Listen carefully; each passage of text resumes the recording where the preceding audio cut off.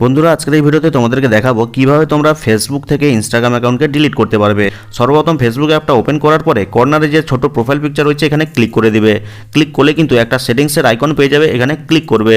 আর click করলে কিন্তু পরের স্টেপে এরকম ইন্টারফেস পেয়ে যাবে। তো দেখো কিছুটা নিচে see more in account centre নামে একটা লেখা রয়েছে ব্লু কালারের, এখানে ক্লিক করে দিবে। ক্লিক করলে কিন্তু তোমার ফেসবুক প্রোফাইল এবং ইনস্টাগ্রাম প্রোফাইল সবগুলো কিন্তু শো করবে, অর্থাৎ প্রোফাইল অপশন প্রথমে শো করছে। তো এখানে ক্লিক করে দেবে। ক্লিক করতেই দেখো এখানে তোমার ফেসবুক অ্যাকাউন্ট এবং ইনস্টাগ্রাম অ্যাকাউন্ট শো করছে।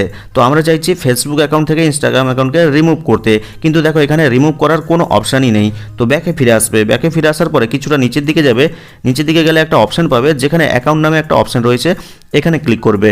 আর ক্লিক করতেই দেখো এখানে প্রথমে আমার ফেসবুক অ্যাকাউন্ট এবং তারপরে কিন্তু ইনস্টাগ্রাম অ্যাকাউন্টটা শো করছে এবং দুজনের পাশে কিন্তু রিমুভ বাটন শো করছে। তো আমরা চাইছি ফেসবুক থেকে ইনস্টাগ্রামকে ডিলিট করে দিতে বা রিমুভ করতে বা আলাদা করে দিতে। তার জন্য ইনস্টাগ্রাম অ্যাকাউন্টের পাশে যে রিমুভ বাটনটা রয়েছে এখানে জাস্ট ক্লিক করে দিবে। আর ক্লিক করলে কিন্তু এরকম ইন্টারফেস চলে আসবে। তো প্রথমে দেখো রিমুভ অ্যাকাউন্টের একটা অপশন রয়েছে এবং এই যে অ্যারো মার্কটা রয়েছে এখানে ক্লিক করে দিবে। ক্লিক করার পরেই দেখো এখানে এরকম ইন্টারফেস আসবে।